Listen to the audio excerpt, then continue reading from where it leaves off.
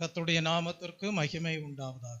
தியானிக்கும்படியாக எடுத்துக்கொண்ட வேத வசனம் சங்கீதம் 48 சங்கீதம் 14 வாசிக்க கேட்போம். இந்த தேவன் என்றென்றைக்கும் உள்ள சதா காலங்களிலும் நம்முடைய தேவன், மரண பரியந்தம் நம்மை நடத்துவார். ஜெபிப்போம். அன்பும் மகா கிருபையும் இரக்கமும் நிறைந்த பரலோக பிதாவே, ஓய்வு நாளின் காலை வேளையிலே தியானிக்கும்படியாக நீர் கொடுத்த வசனத்திற்காக ஸ்தோத்திரம். இந்த வசனத்தின் மூலமாக நீர் வெளிப்படுத்துகிற சத்தியங்கள் உம்மை பின்பற்றுகிற தேவ ஜனங்களுக்கு ஆசீர்வாதமாக காணப்பட தேவன் தாமே அனுகிரகம் செய்தருளும். இயேசு கிறிஸ்துவின் இன்ப நாமத்தில் ஜெபிக்கிறேன், பரிசுத்தம் உள்ள நல்ல பிதாவே, ஆமீன். சங்கீதம் 48 சங்கீதம் கோராகின் புத்திரருக்கு ஒப்புவிக்கப்பட்ட சங்கீதமாக காணப்படுகிறது. சங்கீதக்காரர் இவ்விதமாக எழுதுகிறார்: இந்த தேவன் என்றென்றைக்கும் உள்ள சதா காலங்களிலும் நம்முடைய தேவன், மரண பரியந்தம் நம்மை நடத்துவார் என்று குறிப்பிடுகிறார். கர்த்தருடைய நாமத்திற்கு மகிமை உண்டாவதாக. இந்த தேவன் என்று சங்கீதக்காரர் குறிப்பிடுகிறார். நாம் ஆராதிக்கிற தேவனை குறித்த அறிவு நமக்கு உண்டு. உங்களிடம் கேட்டால் சொல்லுவீர்கள், நாங்கள் ஆராதிக்கிற தேவன் சர்வ வல்லமையுள்ள தேவன், நாங்கள் ஆராதிக்கிற தேவன் பரிசுத்தராயிருக்கிறார் என்றெல்லாம் விவரித்து கொண்டே செல்வீர்கள். ஆனால் இந்த சங்கீதம் 48 சங்கீதத்தை படிக்கும் போது சங்கீதக்காரர் தேவனை எவ்விதமாக வெளிப்படுத்துகிறார் என்றால், நாம் ஆராதிக்கிற தேவன் மிகவும் பெரியவர் என்பதாக குறிப்பிடுகிறார். கர்த்தருடைய நாமத்திற்கு மகிமை உண்டாவதாக. நாம் ஆராதிக்கிற தேவன் சதா காலங்களிலும் பெரியவராக காணப்படுகிறாராம்.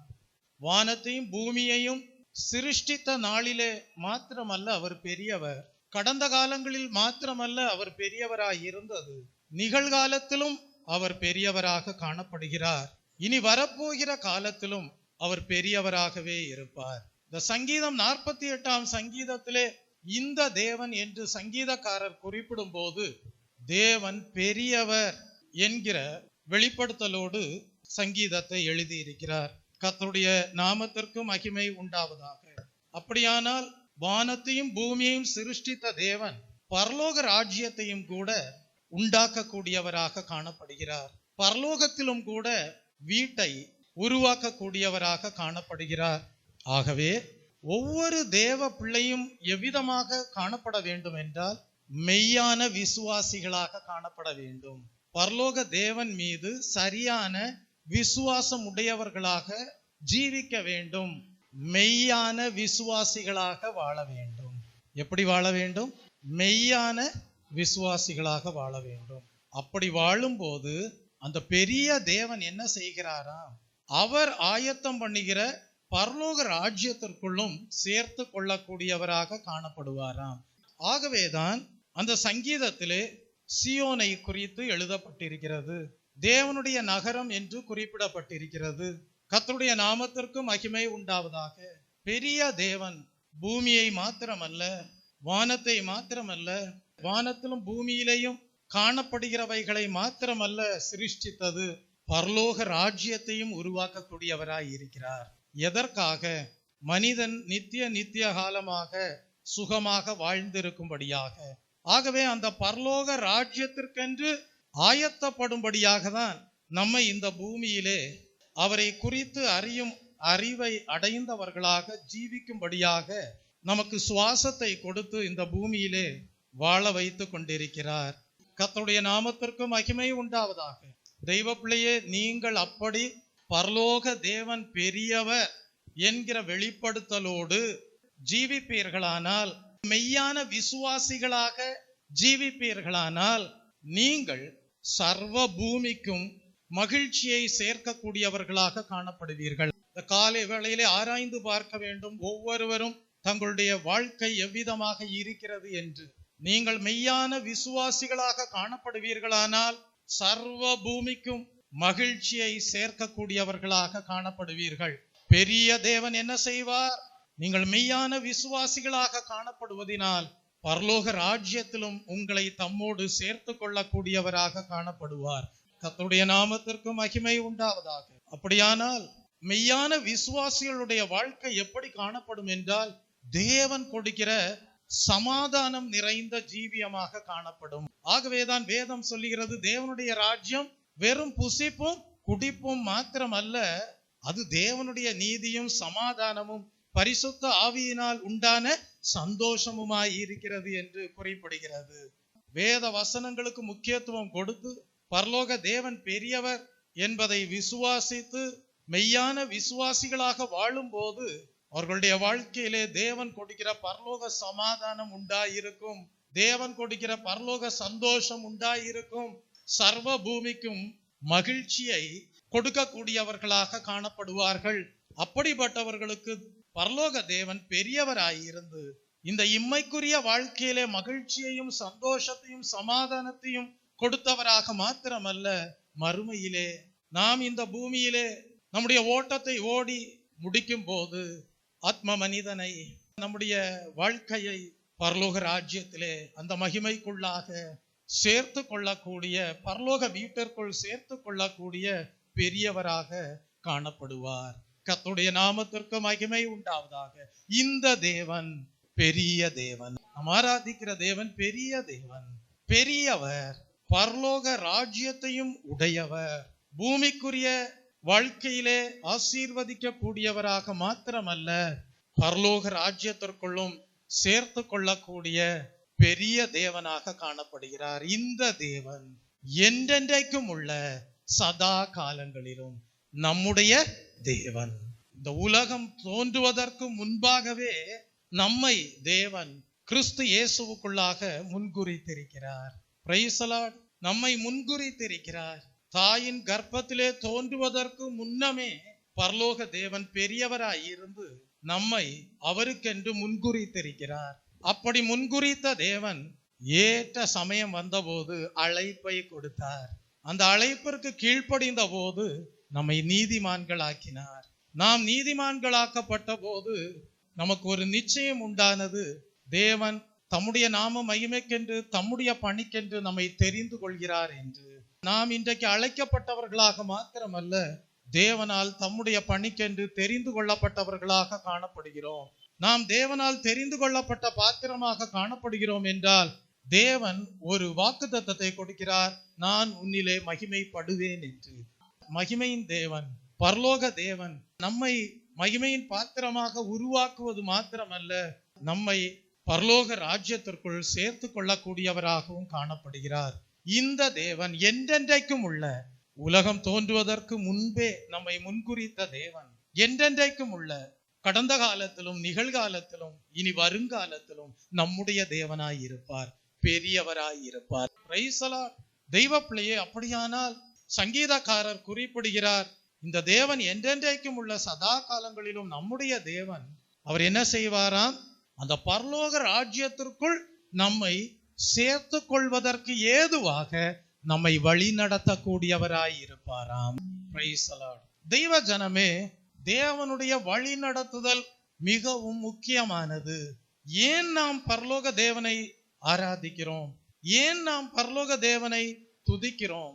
ஏன் நாம் பரலோக தேவனை குறித்து படிக்கிறோம்? ஏன் அவர் பெரியவர் என்கிற வெளிப்படுத்தலோடு தேவனை பின்பற்றுகிறோம்? தேவன் மீது விசுவாசம் வைக்கிறோம், மெய்யான விசுவாசிகளாக காணப்படுகிறோம். ஏன் தெரியுமா தெய்வ பிள்ளையே? அவர் மீது விசுவாசம் வைத்த நாம் நம்முடைய வாழ்க்கையிலே அவர் விசுவாசத்தை துவங்கினவராக மாத்திரமல்ல, அந்த விசுவாசத்தை முடிக்க வல்லவராய் இருக்கிறார். அவர் நம்மை பாதி வழியிலே விட்டு விட்டு செல்கிற தேவன் அல்ல, விசுவாசத்தை துவக்குகிறவரும் முடிக்கிறவருமாக காணப்படுகிறார்.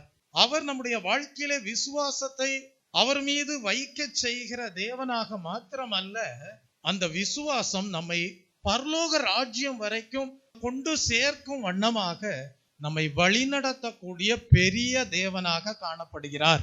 ஆகவேதான் இயேசு கிறிஸ்து சொன்னார், நானே வழியும் சத்தியமும் ஜீவனுமாய் இருக்கிறேன், என்னாலே அன்றி ஒருவனும் பிதாவினிடத்தில் வரான் என்று சொன்னார். அப்படியானால் தேவனுடைய வழி நடத்துதல் மிகவும் முக்கியமானதாக காணப்படுகிறது. ஒரு மெய்யான விசுவாசி தேவனை சார்ந்து கொள்கிறவனாக காணப்பட வேண்டும். ஒரு மெய்யான விசுவாசி எப்பொழுதும் தேவனே என்னை வழி நடத்தும் என்று மன்றாடி ஜெபிக்கிறவனாக காணப்பட வேண்டும். நான் உனக்கு போதித்து நீ நடக்க வேண்டிய வழியை உனக்கு காட்டுவேன் என்று சொன்னீரே. கர்த்தாவே, இந்த நாளிலே உம்முடைய சித்தம் போல உம்முடைய வழியிலே என்னை நடத்தும் என்று சொல்லி மெய்யான விசுவாசிகள் ஜெபிக்கிறவர்களாக காணப்பட வேண்டும். கர்த்தருடைய நாமத்திற்கு மகிமை உண்டாவதாக. இந்த காலை வேளையிலே ஒரு தீர்மானம் பண்ணுங்கள். கர்த்தாவே, ஜீவனுள்ள தேவனுடைய குமாரனாகிய கிறிஸ்துவாக நீர் காணப்பட்டு எங்களை வழிநடத்த வல்லவராய் இருக்கிறீர். உம்முடைய வார்த்தைகளின்படி வழிநடத்த வல்லவராய் இருக்கிறீர். பரலோக தேவனோடு எங்களை சேரும்படியாக எங்களை வழிநடத்தக்கூடிய தேவனாய் இருக்கிறீர். கடந்த காலத்திலும் நிகழ்காலத்திலும் வருங்காலத்திலும் வழிநடத்தக்கூடிய பெரியவராய் இருக்கிறீர். உமக்கே எங்களுடைய வாழ்க்கையை சமர்ப்பணம் செய்கிறோம் என்று சொல்லி இந்த காலை வேளையிலே தீர்மானம் செய்வீர்களாக. அப்படி தீர்மானம் செய்து ஒவ்வொரு நாளும் கர்த்தாவே சொல்லும் அடியேன் கேட்கிறேன் என்கிற ஜெபத்தோடு உம்முடைய வழிநடத்துதல் முக்கியமானது, நீர் எங்களை வழிநடத்தும் என்று சொல்லி சமர்ப்பணம் செய்யும் போது நிச்சயமாகவே ஒரு நாள் சாட்சி கொடுப்பீர்கள். கர்த்தர் எங்களை செம்மையான பாதையிலே வழிநடத்தினார், நித்திய ஜீவனுக்குரிய பாதையிலே வழிநடத்தினார், பரலோக பாதையிலே வழிநடத்தினார், நாங்கள் திசைகட்டு போகவில்லை என்று சாட்சி கொடுப்பீர்கள். கர்த்தருடைய நாமத்திற்கு மகிமை உண்டாவதாக. இந்த ஓய்வு நாளின் காலை வேளையிலே பழைய ஏற்பாட்டின் காலத்திலே எப்படி பரலோக தேவன் சிலரை வழிநடத்தினார் என்பதை உங்களுக்கு வேத வசனங்கள் மூலமாக சுட்டிக்காட்ட தேவாவியானவர் விரும்புகிறார். அது மாத்திரமல்ல, இயேசு கிறிஸ்து இந்த பூமியிலே ஊழியம் செய்த நாட்களிலே தம்மை பின்பற்றின ஜனங்களை எவ்விதமாக வழிநடத்தினார் என்பதை சுட்டிக்காட்ட தேவாவியானவர் விரும்புகிறார். அது மாத்திரமல்ல, நாம் வாழக்கூடிய இந்த நிகழ்காலத்திலே தேவன் நம்மை எப்படி வழிநடத்தக்கூடியவராய் இருக்கிறார் என்பதையும் வேத வசனங்கள் மூலமாக சுட்டிக்காட்ட தேவாவியானவர் விரும்புகிறார். முதலாவது, பழைய ஏற்பாட்டின் காலத்திலே பரலோக தேவன் எப்படி தம்முடைய ஜனங்களை வழிநடத்தினார் என்பதை குறித்து ஒரு சில வசனங்களை தியானிப்போம். முதலாவதாக, ஆபிரகாமை தேவன் வழிநடத்தக்கூடியவராக காணப்பட்டார் என்று வேதத்திலே படிக்கிறோம். வாசியுங்கள். எபிரேயருக்கு எழுதின புஸ்தகம் 11ஆம் அதிகாரம் 8ஆம் வசனத்தை படித்து பாருங்கள். விசுவாசத்தினாலே ஆபிரகாம் தான் சுதந்திரமாக பெறப்போகிற இடத்திற்கு போகும்படி அழைக்கப்பட்ட போது கீழ்ப்படிந்து தான் போகும் இடம் இன்னதென்று அறியாமல் புறப்பட்டு போனான் என்று படிக்கிறோம். கர்த்தருடைய நாமத்திற்கு மகிமை உண்டாவதாக. ஆபிரகாமுக்கு தேவனுடைய வழிநடத்துதல் உண்டாயிருந்தது. விசுவாசத்தினாலே ஆபிரகாம் என்று எழுதப்பட்டிருக்கிறது. ஆகவேதான் செய்தியின் துவக்கத்திலே சொன்னேன், தேவ ஜனங்கள் மெய்யான விசுவாசிகளாக காணப்பட வேண்டும் என்று. கர்த்தருடைய நாமத்திற்கு மகிமை உண்டாவதாக. இங்கே ஆபிரகாம் என்கிற மனிதனுக்கு தேவனுடைய வழிநடத்துதல் உண்டாகிறது. அந்த வழிநடத்துதல் எப்படி காணப்படுகிறது? ஆதியாகமம் 12ஆம் அதிகாரம் 1ஆம் வசனத்திலே படிக்கிறோம். கர்த்தர் ஆபிரகாமை நோக்கி சொல்லுகிறார், நீ உன் தேசத்தையும் உன் இனத்தையும் உன் தகப்பனுடைய வீட்டையும் விட்டு புறப்பட்டு நான் உனக்கு காண்பிக்கும் தேசத்திற்கு போ என்று ஆலோசனை கொடுப்பதை நாம் படிக்கிறோம். இவ்விதமான வழிநடத்துதலை ஆபிரகாம் பெற்றுக்கொண்ட போது தேவன் எந்த இடத்திற்கு போக சொல்லுகிறார், அந்த இடம் எப்படிப்பட்டது என்பதையெல்லாம் ஆபிரகாம் அறியாதவராக காணப்பட்டார். ஆனாலும் அழைப்பு கொடுக்கிற தேவன் உண்மை உள்ளவர் என்பதை ஆபிரகாம் விசுவாசித்தார். தனக்கு அழைப்பு கொடுக்கிற தேவன் பெரியவர் என்பதை ஆபிரகாம் விசுவாசித்தார். ஆகவே தன் இனத்தை விட சொன்ன போது, தன் தகப்பன் வீட்டை விட்டு புறப்பட்டு போ என்று சொன்னபோது, நான் காண்பிக்கும் தேசத்திற்கு போ என்று ஆலோசனை கொடுத்த போது, அந்த பெரிய தேவன் மீது விசுவாசம் வைத்து, அந்த பெரிய தேவன் பெரிய காரியங்களை செய்வார், தன்னை வழி நடத்துவார் என்பதை ஆபிரகாம் விசுவாசித்து கீழ்ப்படிந்து என்ன செய்தார் என்றால், தான் போகும் இடம் இன்னதென்று அறியாமல் இருந்த வேளையிலேயும் கூட அவர் என்ன செய்தாராம்? புறப்பட்டு போனாராம். கர்த்தருடைய நாமத்திற்கு மகிமை உண்டாவதாக. இந்த காலை வேளையிலே நீங்களும் விசுவாச அறிக்கை செய்ய வேண்டும். நான் விசுவாசிப்பவர் இன்னார் என்று அறிவேன். நான் ஒரு மெய்யான விசுவாசி. நான் தேவனை விசுவாசிக்கிறேன். அவர் பெரியவர். அவர் எனக்கு அழைப்பை கொடுக்கிறார். அவருடைய அழைப்பு உண்மையானது. நான் போகிற இடம் இன்னதென்று அறியாமல் இருந்தாலும் நான் ஆராதிக்கிற தேவன் பெரியவர். அவர் மீது நான் விசுவாசம் வைத்திருக்கிறேன். அவர் ஒருபோதும் என்னை விட்டு விலக மாட்டார். அவர் என்னை கைவிட மாட்டார். அழைக்கிற தேவன் உண்மை உள்ளவர், முடிவு பரியந்தம் நடத்துவார். இந்த தேவன் என்றைக்கும் உள்ள சதா காலங்களிலும் நம்முடைய தேவன், மரண பரியந்தம் நம்மை நடத்துவார்.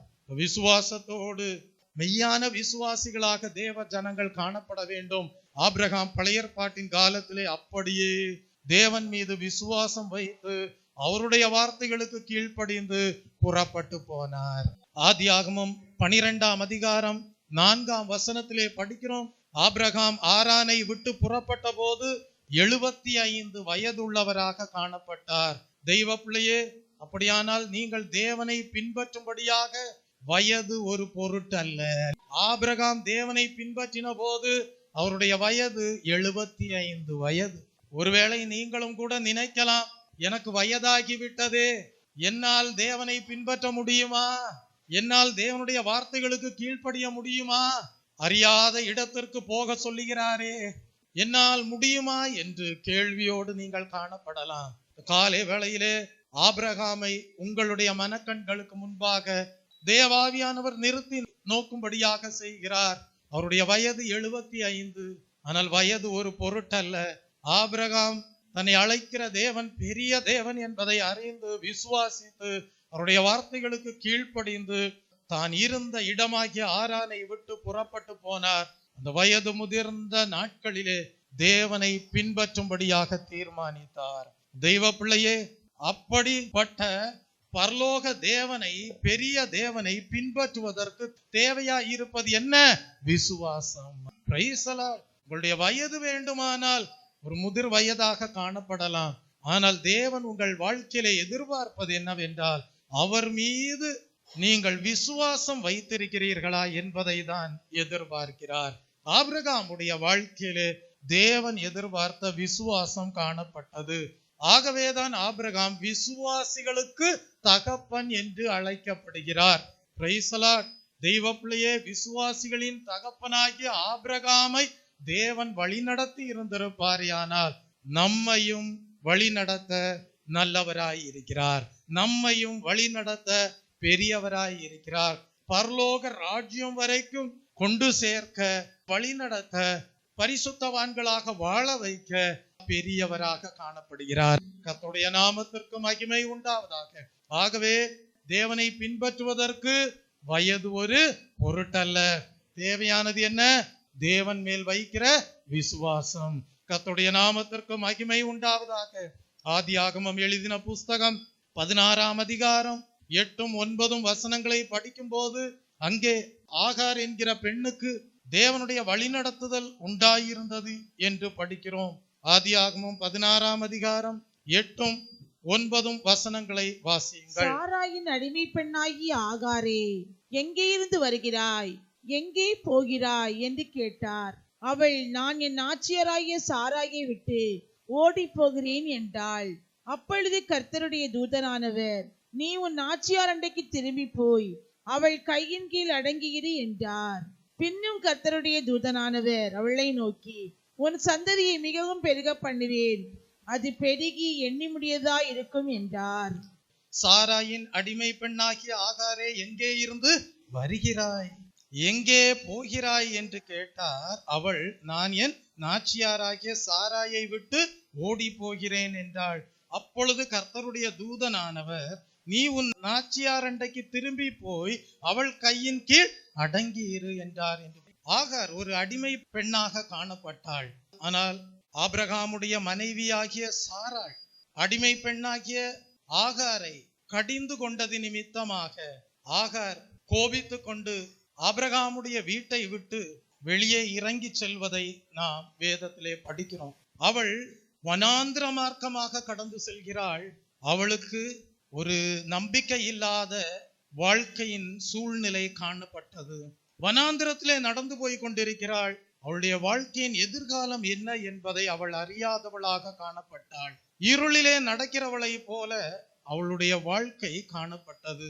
தெய்வ ஜனமே, ஒருவேளை சிலர் வாழ்க்கையின் எதிர்காலம் என்ன என்கிற கேள்விக்குறியோடு காணப்படலாம். இருளில் நடக்கிறவனை போல நடந்து கொண்டிருக்கிறேனே என்று ஒருவேளை அங்கலாய்க்கிறவர்களாக காணப்படலாம். ஒருவேளை சிலர் அங்கலாய்த்து கொண்டிருக்கலாம். இருளில் நடக்கிறவளை போல நடந்து கொண்டிருக்கிறேனே, வனாந்திரத்திலே யாருடைய உதவியும் இல்லாமல் தவித்து கொண்டிருக்கிறேனே, என்னை வழி நடத்துவார் யாரும் இல்லையே என்கிற அங்கலாய்ப்போடு சிலர் காணப்படலாம். அந்த வனாந்திரத்திலே அவள் தனிமையானவளாக, இருளில் நடப்பவளை போல, வாழ்க்கையின் எதிர்காலம் என்ன என்கிற கேள்விக்குறியோடு அலைந்து திரிந்த வேளையிலே கர்த்தருடைய தூதனானவர் ஆகாருக்கு எதிர்பட்டு ஒரு ஆலோசனை கொடுப்பதை நாம் படிக்கிறோம். அதை தான் நாம் வாசிக்க கேட்டோம். கர்த்தருடைய தூதனானவர் ஆகாரை பார்த்து கேட்கிறார், எங்கே இருந்து வருகிறாய், எங்கே போகிறாய்? தெய்வஜனமே, நம்முடைய வாழ்க்கையிலே ஒரு நிச்சயம் உண்டாயிருக்க வேண்டும். நாம் எங்கே இருந்து வந்தோம், எங்கே போகிறோம் என்று. Praise the Lord. தெய்வஜனமே, நமக்கு ஒரு நிச்சயம் இருக்க வேண்டும். நாம் பரலோக ராஜ்யவாசிகளாக தேவனை பின்பற்றுகிறோம் என்கிற நிச்சயம் உண்டாயிருக்க வேண்டும். சிலர் தகப்பன் சிட்சிக்கும் போது பிள்ளைகள் என்ன செய்கிறார்கள்? வீட்டை விட்டு ஓடி போய் விடுகிறார்கள். தகப்பன் கண்டிக்கும் போது பிள்ளைகள் கோபித்து கொண்டு வீட்டை விட்டு போய் விடுகிறார்கள். ஆனால் பின்புதான் அவர்கள் அறிந்து கொள்கிறார்கள், தகப்பனார் சிட்சிக்கிறது பிள்ளைகளுடைய நல்ல எதிர்காலத்திற்கு தான் என்பதை காலம் கடந்த பிறகுதான் அறிந்து கொள்கிறார்கள். தெய்வஜனமே, தகப்பன் சிட்சியாத புத்திரன் உண்டோ என்று வேதத்திலே கேள்வி காணப்படுகிறது. உங்கள் தாயும் உங்கள் தகப்பனாரும் சிட்சிக்கும் போது பிள்ளைகள் அறிந்து கொள்ள வேண்டும், தங்களுடைய நல்ல எதிர்காலத்திற்காகவே பெற்றோர் சிட்சிக்கிறார்கள் என்று. நல்ல எதிர்காலம் உண்டாயிருக்கும்படியாகவே பிள்ளைகளை பெற்றோர் சிட்சிக்கிறார்கள் என்கிற அறிவு பிள்ளைகளுக்கு உண்டாயிருக்க வேண்டும். கர்த்தருடைய நாமத்திற்கு மகிமை உண்டாவதாக. தூதனானவர் ஆகாரை பார்த்து சொன்னது என்ன? கொஞ்சம் சிட்சைகள் உண்டான போது சகித்து கொண்டு ஆபிரகாமுடைய வீட்டிலே இராமல் இந்த வனாந்திர மார்க்கமாக தனியாக அலைந்து திரிவது ஏன்? மறுபடியுமாக உன் நாச்சியாரின் கீழ் அடங்கி இருப்பாயாக என்று ஒரு வழி நடத்துதலை, ஆலோசனையை தேவன் தம்முடைய தூதன் மூலமாக ஆகாருக்கு கொடுப்பதை நாம் படிக்கிறோம். தெய்வஜனமே, தேவனுடைய வழி நடத்துதலை பெற்றுக்கொள்வதற்கு வயது ஒரு பொருட்டல்ல, தேவனை பின்பற்றுவதற்கு வயது ஒரு பொருட்டல்ல.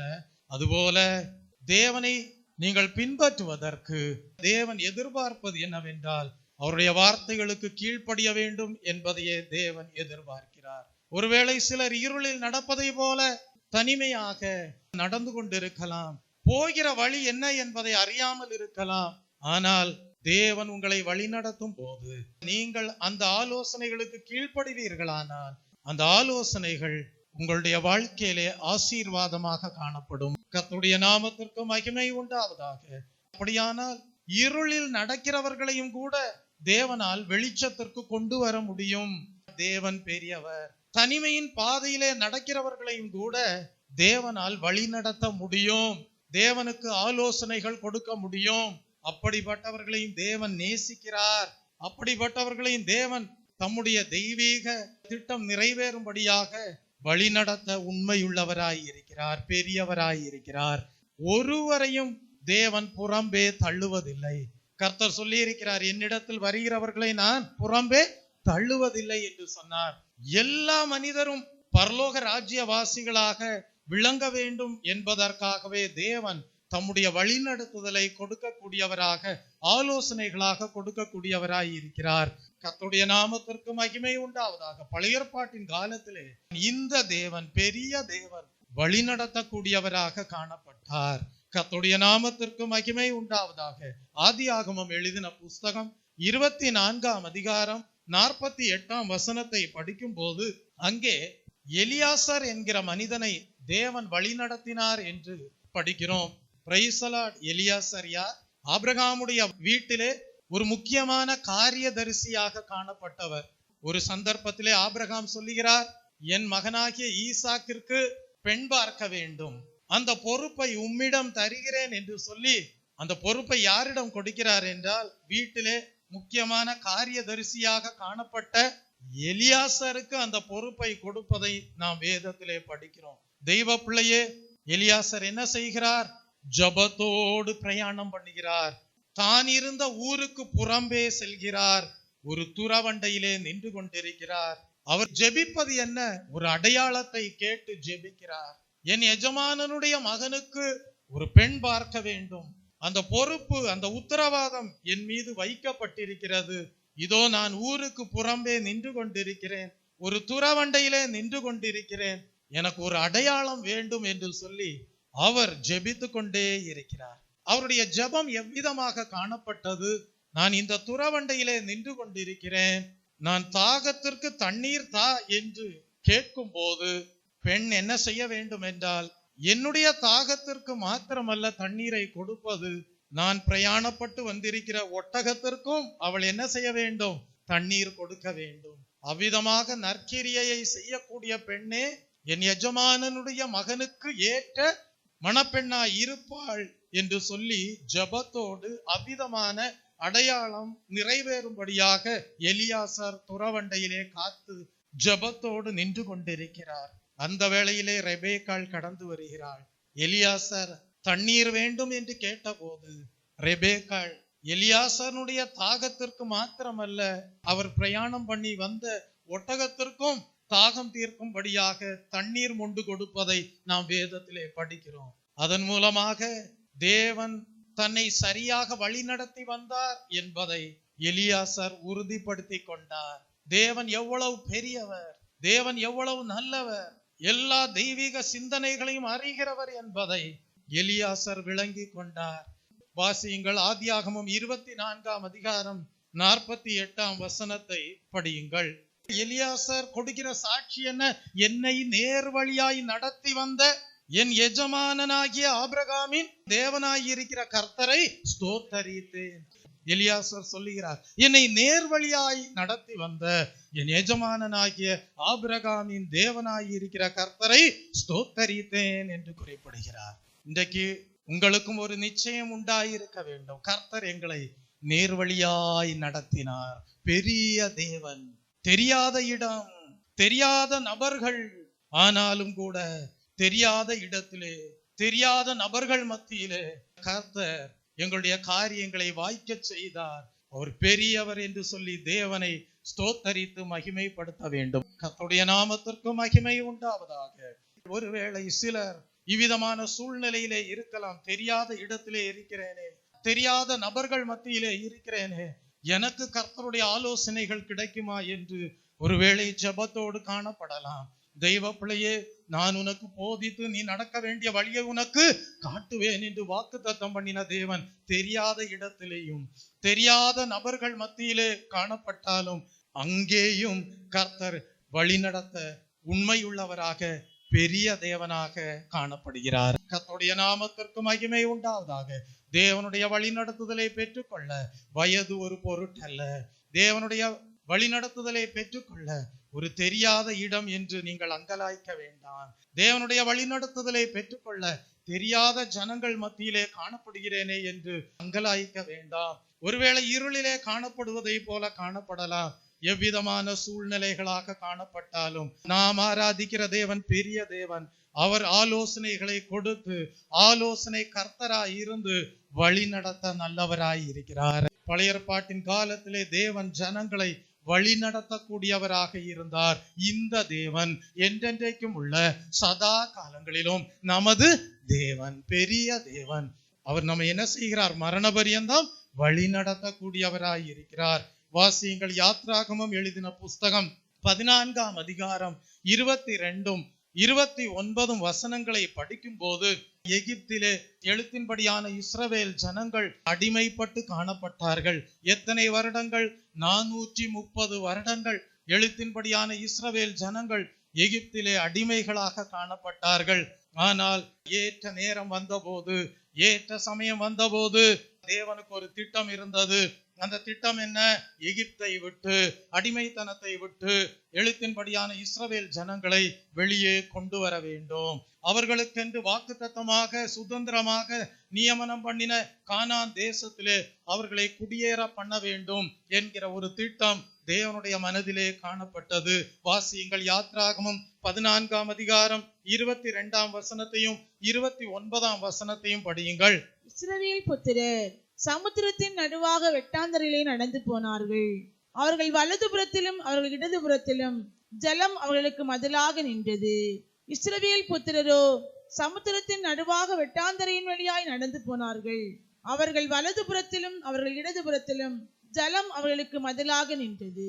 தெய்வ ஜனமே, எகிப்தை விட்டு சரியான நேரம் வந்தபோது எழுத்தின்படியான இஸ்ரவேல் ஜனங்கள் தேவனுடைய வழிநடத்துதலோடு மோசேயின் மூலமாக எகிப்தை விட்டு வெளியேறி வருகிறார்கள். அவர்கள் எங்கே காணப்படுகிறார்கள் என்றால் ஈரோத் பள்ளத்தாக்கின் முன்னடியிலே பாளையம் இறங்கினார்கள் என்று படிக்கிறோம். இந்த செய்தியை பார்வோன் கேள்விப்பட்ட போது எழுத்தின்படியான இஸ்ரவேல் ஜனங்களை பின்தொடர்ந்து கொண்டே வருகிறார். தன்னுடைய சேனைகளோடு பின்தொடர்ந்து கொண்டே வருகிறார். கர்த்தர் என்ன செய்தார்?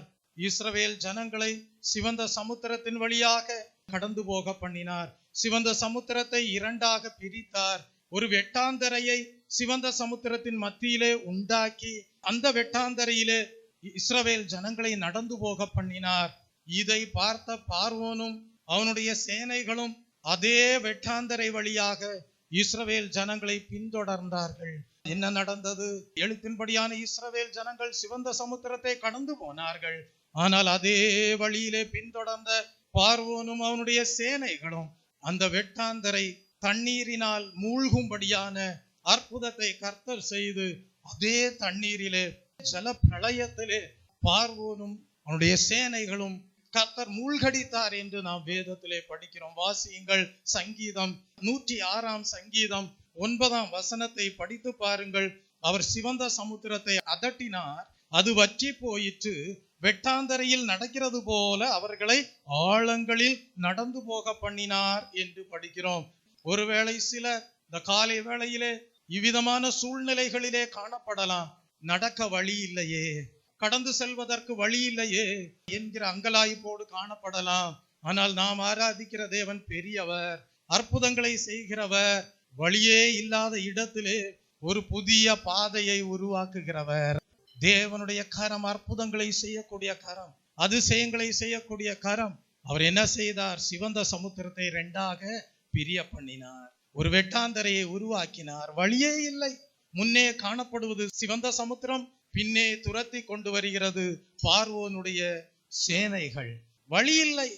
சிவந்த சமுத்திரத்திற்கும் பார்வோனுடைய சேனைகளுக்கும் நடுவாக சிக்கி கொண்டார்கள் எழுத்தின்படியான இஸ்ரவேல் ஜனங்கள். மாண்டு போயிருந்திருக்க வேண்டும், அழிந்து போயிருந்திருக்க வேண்டும். ஆனால் கைவிடாத தேவன், பெரிய தேவன், வழி நடத்துகிற தேவன் ஒரு புதிய வழியை உருவாக்கினார், ஒரு புதிய பாதையை உருவாக்கினார். கடந்து போக இயலாத இடத்தில் ஒரு புதிய வழியை உருவாக்கி நடந்து போக பண்ணினார். தெய்வ ஜனமே, ஒருவேளை நீங்களும் கூட நடக்க வழி இல்லையே, பாதை இல்லையே என்று அங்கலாய்த்து கொண்டிருக்கலாம். உங்களை வழி நடத்துகிற தேவன் பெரிய தேவன், ஒரு புதிய பாதையை உருவாக்க வல்லமை உள்ளவராய் இருக்கிறார். நீங்கள் சொல்ல முடியும், நான் போகும் பாதையை என் நேசர் அறிவார், நாசமடையாமல் எங்களை வழி நடத்தி காப்பார் என்று சொல்ல முடியும். கர்த்தருடைய நாமத்திற்கு மகிமை உண்டாவதாக. ஆகவே புலம்புவதை விட்டுவிட்டு வழி நடத்துகிற தேவன் மேல் உங்கள் விசுவாசத்தை வைப்பீர்களாக. Praise the Lord.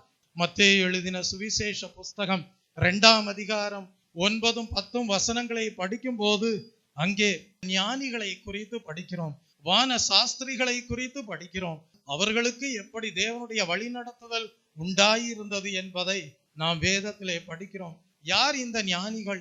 வான சாஸ்திரிகள் என்றால் இந்த நட்சத்திரங்களை குறித்தெல்லாம் ஆராய்ச்சி செய்கிறவர்கள், வான சாஸ்திரங்களை கற்றுக்கொண்டவர்கள். அவர்களுக்கு ஒரு வெளிச்சம் உண்டானது, ஒரு ராஜா பிறந்திருக்கிறார் என்கிற ஒரு வெளிச்சம் உண்டானது. காரணம் என்ன? ஒரு விசேஷித்த நட்சத்திரத்தை அவர்கள் கண்டார்கள். ஆகவே ஒரு ராஜா பிறந்திருக்கிறார், அவரை பணிந்து கொள்ள வேண்டும் என்று சொல்லி அவர்கள் நல்ல சிந்தனைகளோடு காணப்பட்டார்கள். எப்படி ராஜா பிறந்திருக்கக்கூடிய இடத்திற்கு கடந்து வருவது? கர்த்தர் அந்த வான சாஸ்திரிகளை வழி நடத்தினார். கர்த்தர் அந்த ஞானிகளை வழி நடத்தினார். எவ்விதமாக வழி நடத்தினார்? அந்த பிரத்யேகமான நட்சத்திரத்தை தோன்ற பண்ணி அந்த வெளிச்சத்திலே நடக்கும்படியாக தேவன் வழி நடத்தினார். ஆகவே வான சாஸ்திரிகள் அந்த நட்சத்திரத்தை கண்டுகொண்டே பிரயாணப்படுகிறார்கள். அந்த நட்சத்திரம் அவர்களை எங்கே வழி நடத்தினதோ அதற்கு நேராக அவர்கள் கடந்து வந்தார்கள். இயேசு என்கிற பாலகனை கண்டார்கள். வெள்ளை போலம், தூபவர்க்கம், தாங்கள் கொண்டு வந்த காணிக்கைகளை எல்லாம் இயேசு என்கிற பாலகனின் பாதத்தின் அருகே வைத்து அவரை பணிந்து கொண்டார்கள். இன்றைக்கும் வேத வசனமானது விடிவெள்ளி நட்சத்திரத்தை போல அது கால்களுக்கு தீபமும் பாதைக்கு வெளிச்சவுமாக காணப்படுகிறது. தேவனுடைய வார்த்தைகளின்படி நடக்கிறவர்கள் இயேசுவை தங்களுடைய உள்ளத்திலே அடைந்தவர்களாக காணப்படுவார்கள். இன்றைக்கு எத்தனை பேருக்கு நிச்சயம் இருக்கிறது, இயேசு கிறிஸ்து எங்கள் உள்ளத்திலே மகிமையின் நம்பிக்கையாக காணப்படுகிறார், அவர் ராஜாதி ராஜாவாக எங்கள் உள்ளத்திலே சிங்காசனம் அமைத்து வீற்றிருக்கிறார் என்கிற நிச்சயம் எத்தனை பேருக்கு இருக்கிறது? பவுல் சொல்லுகிறார், கிறிஸ்துவின் மகிமையின் ஆவியானவர் எங்களுக்குள்ளே காணப்படுகிறார் என்று உறுதியோடு குறிப்பிடுகிறார். மத்தேயு 2ஆம் அதிகாரம் 9-10 வசனங்கள். கிழக்கு பகுதியிலிருந்து சாஸ்திரிகள் இயேசுவை பணிந்து கொள்ள ஆயத்தத்தோடு நடந்து வருகிறார்கள். அவர்களை தேவன் என்ன செய்தார்? நட்சத்திரத்தை கொண்டு வழி நடத்தினார் என்று படிக்கிறோம். இன்றைக்கு எழுத்தின்படியான நட்சத்திரம் எங்களை வழி நடத்த இல்லையே என்று நீங்கள் கவலைப்பட வேண்டாம். இயேசு கிறிஸ்துவினுடைய வார்த்தைகளே பிரகாசிக்கக்கூடிய விடிவெள்ளி நட்சத்திரமாக காணப்படுகிறது. அந்த வார்த்தைகளின்படி நீங்கள் நடக்கும் போது, அந்த வார்த்தைகளை நீங்கள் உங்கள் வாழ்க்கையிலே ஏற்றுக்கொண்டு, அந்த வார்த்தைகளை ஒரு நல்ல வழிகாட்டியாக ஏற்றுக்கொண்டு நடக்கும் போது, இயேசு கிறிஸ்துவை நீங்கள் உங்கள் உள்ளத்திலே அடைந்தவர்களாக காணப்படுவீர்கள்.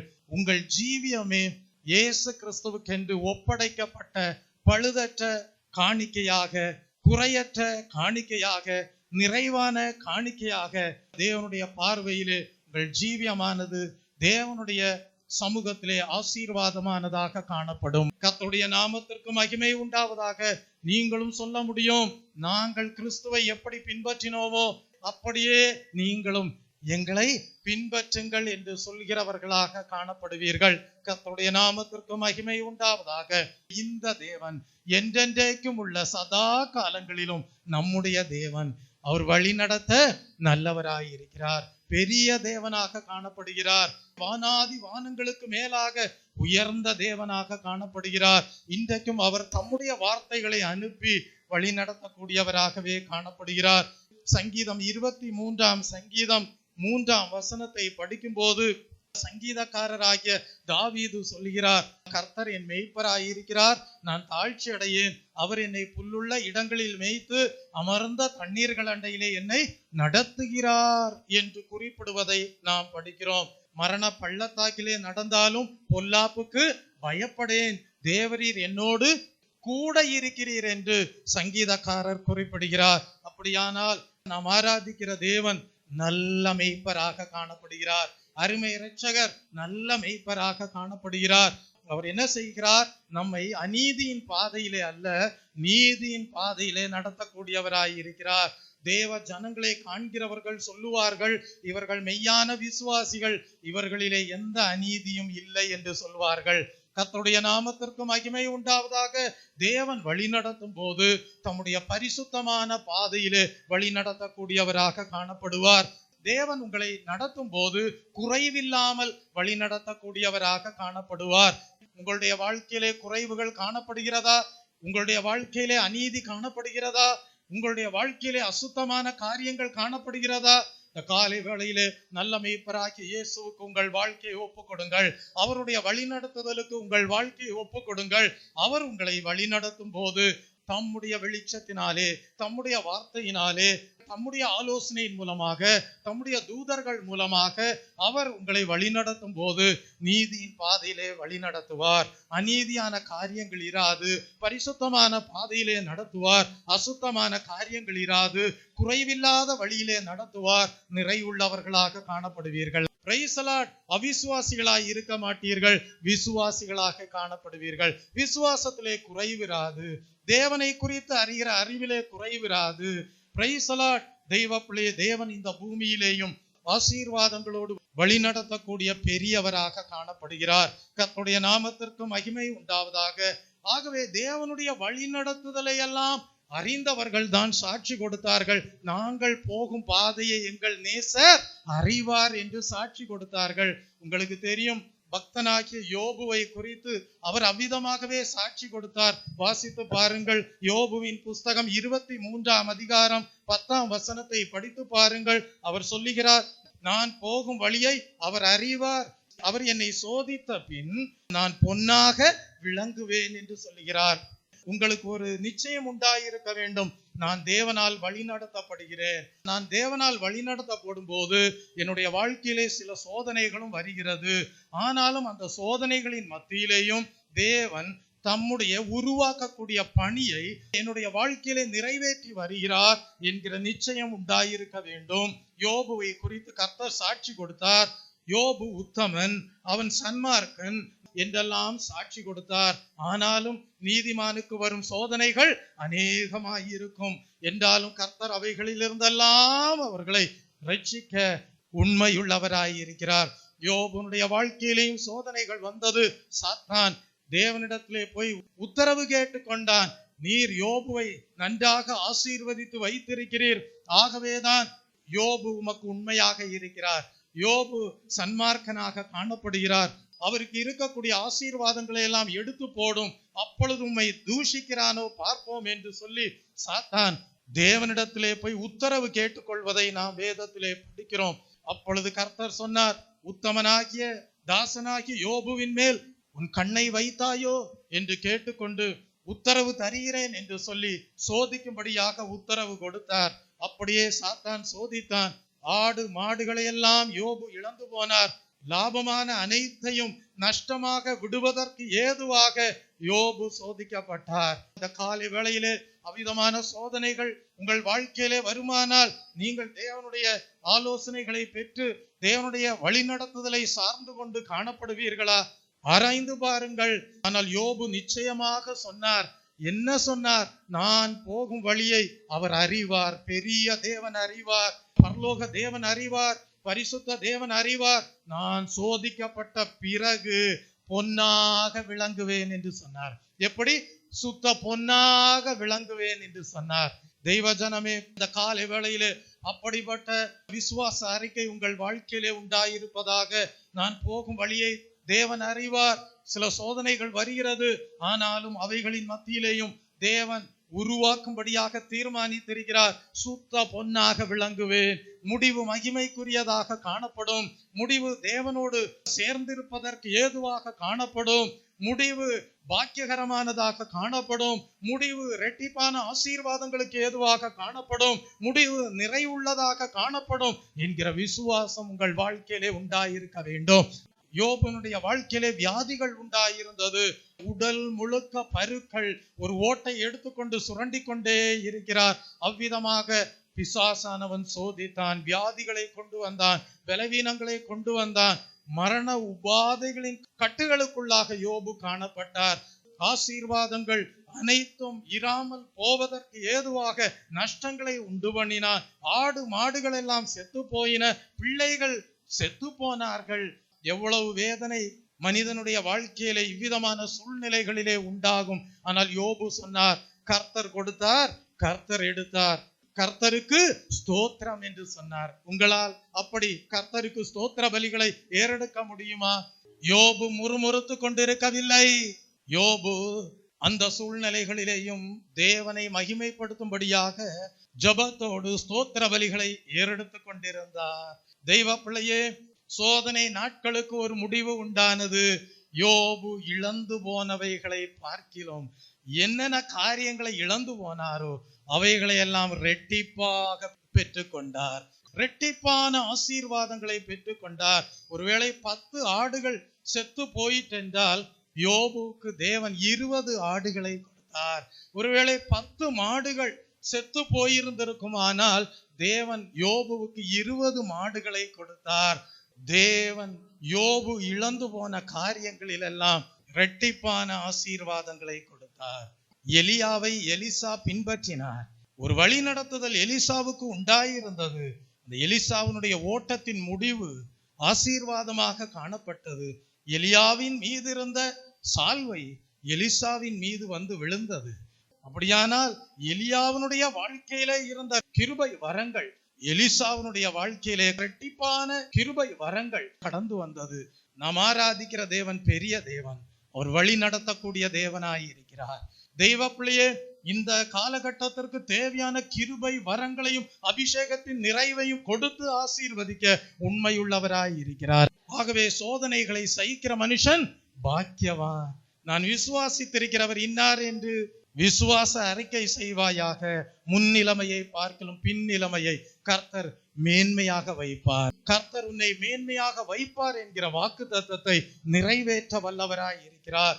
ஆகவே கர்த்தருடைய வழிநடத்துதல் எனக்கு உண்டாயிருக்கிறது என்கிற மகிழ்ச்சி உங்கள் வாழ்க்கையிலே காணப்படுவதாக.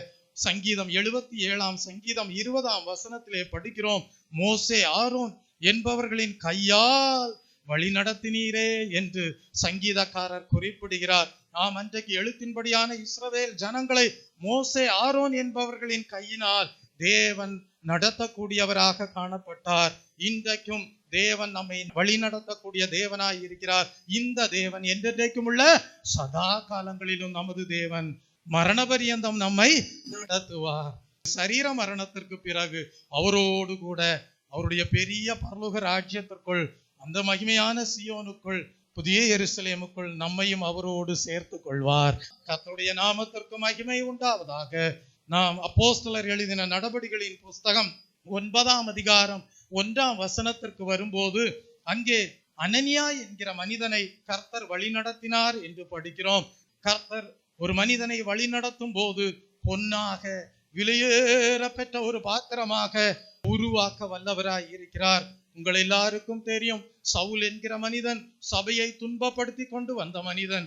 ஒரு சந்தர்ப்பத்திலே சவுல் என்ன செய்கிறார் என்றால் சபைகளை துன்பப்படுத்தும்படியாக கடந்து சென்று கொண்டே இருக்கிறார். அந்த சந்தர்ப்பத்திலே கர்த்தருடைய சந்திப்பு சவுலுக்கு உண்டாகிறது. சூரியனை பார்க்கிலும் பிரகாசிக்க கூடிய ஒரு ஒளி சவுலை சந்தித்தது. சவுல் தரையிலே விழுந்தார். அவருடைய 2 கண்களும் குருடாக்கப்பட்டது. அவர் ஒரு கேள்வியோடு காணப்பட்டார், ஆண்டவரே நீர் யார் என்று. கர்த்தர் தம்மை வெளிப்படுத்தினார். நீ துன்பப்படுத்தி கொண்டிருந்த இயேசு நானே என்று சொல்லி தம்மை வெளிப்படுத்தக்கூடியவராக காணப்பட்டார். பின்பு சவுல் என்ன செய்கிறார் என்றால் அவரோடு காணப்பட்ட சிலர் கைதாங்கலாக சவுலை தூக்கி கொண்டு போய் ஒரு வீட்டிலே வைத்திருக்கிறார்கள். அங்கே இருந்து சவுல் ஜெபித்து கொண்டிருக்கிறார்.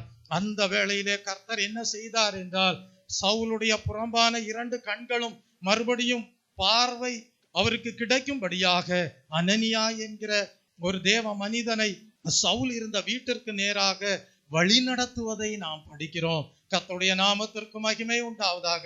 எத்தனை சாட்சிகள் நீங்கள் சொல்ல முடியும்? எங்களுடைய வீட்டிலே வியாதிகளோடு காணப்பட்டார்கள். எங்களுடைய பவனத்திலே சிலர் பலவீனத்தோடு காணப்பட்டார்கள், சுகவீனத்தோடு காணப்பட்டார்கள். கர்த்தருடைய வழி நடத்துதல் உண்டாயிருந்தபடியால் தேவனுடைய தாசர்கள் எங்கள் வீட்டிற்கு கடந்து வந்தார்கள். தேவனுடைய ஊழியக்காரர் எங்கள் வீட்டிற்கு கடந்து வந்தார், ஜெபித்தார், திறப்பிலே நின்றார், கண்ணீரோடு மன்றாடினார். கர்த்தர் எங்களுடைய வீட்டாருக்கு நல்ல சுகத்தை, ஆரோக்கியத்தை கொடுத்தார், சௌக்கியத்தை கொடுத்தார். பலவீனத்திலே தேவனுடைய பலன் பூர்ணமாய் விளங்கினது. தேவனுடைய வழி நடத்துதல் எங்களுடைய வீட்டாருக்கு உண்டாயிருந்தது என்று எத்தனை சாட்சிகள் உங்களால் சொல்ல முடியும்? தெய்வ பிள்ளையே, அப்படியே கர்த்தர் அனனியா என்கிற ஊழியக்காரருக்கு ஒரு வழி நடத்துதலை கொடுத்தார். அந்த வழி நடத்துதலை பெற்றுக்கொண்டுதான் சவுல் இருந்த வீட்டிற்கு அனனியா வந்து சவுலுக்காக ஜெபிக்கிறார். சவுல் பார்வை அடைந்தார். தேவனுடைய வழி நடத்துதல் உண்டாயிருக்குமானால் வியாதிகளை கர்த்தர் நீக்குவார், பலவீனங்களை கர்த்தர் போக்குவார், சுகத்தை கொடுப்பார், ஆரோக்கியத்தை கொடுப்பார். பலம் உள்ளவனுக்காயிலும் பலனற்றவனுக்காயிலும் உதவி செய்வது தேவனுக்கு லேசான காரியம். இந்த தேவன் பெரிய தேவன், பரலோக தேவன், சதா காலங்களிலும் வழி நடத்த வல்லவராய் இருக்கிறார். மெய்யான விசுவாசிகளாக காணப்படுவீர்களாக. சோதனைகள் வருகிறதா? சோதனைகளை சகிப்பீர்களாக. சுத்த பொன்னாக விளங்குவேன் அவருடைய பார்வையிலே. தூய தேவன் என்னை காணும் போது தூய மனிதனாக காண்பதற்கு ஏதுவாக என் ஜீவியம் துலாம்பரமானதாக காணப்படும் என்கிற நிச்சயத்தோடு தேவனுடைய வழிநடத்துதலிலே காணப்படுவீர்களாக. பழைய ஏற்பாட்டின் காலத்திலே தேவன் என்ன செய்தார்? அநேக மனிதர்களை வழி நடத்தினார். வழியில்லாத இடத்திலே புதிய பாதையை உருவாக்கினார். வனாந்திரத்திலே இருளிலே அலைந்து கொண்டிருந்த வேளையிலே ஆலோசனைகளை கொடுத்து வழி நடத்தினார். போகிற இடம் எது என்று தெரியாமல் இருந்த வேளையிலே கர்த்தர் வழி நடத்தி ஆசீர்வதிக்கக்கூடிய தேவனாக காணப்பட்டார். பலவீனத்தில் இருந்த வேளையிலே தேவன் தம்முடைய ஊழியக்காரருக்கு வழிநடத்துதலை கொடுத்து ஜெபிக்கும்படியாக செய்து அற்புதங்கள் நடைபெறும்படியாக, வியாதியஸ்தர்கள் சௌக்கியம் அடையும்படியாக கர்த்தர் பெரிய தேவனாக இருந்து கிரியை செய்யக்கூடியவராய் இருந்தார். தெய்வ பிள்ளையே, இயேசு கிறிஸ்துவை உள்ளத்திலே பெற்றுக்கொள்வதற்கு ஏதுவாக தேவன் வழி நடத்தக்கூடியவராக காணப்படுகிறார்.